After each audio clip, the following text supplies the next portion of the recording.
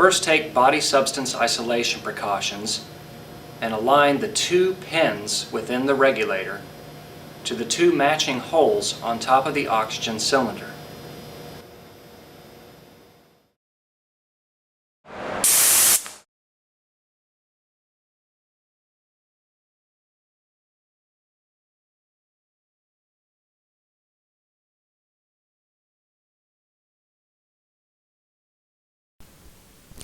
Open the tank and check for leaks in the regulator.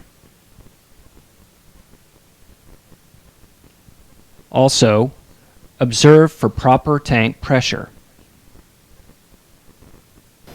To apply a non-rebreather mask, begin by attaching the end of the oxygen tubing to the regulator. Then adjust the flow rate to 15 liters per minute.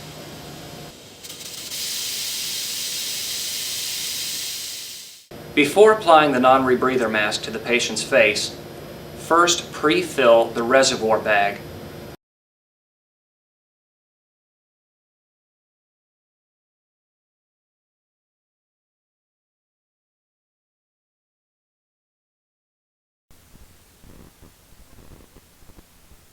Now apply and adjust the mask to the patient's face.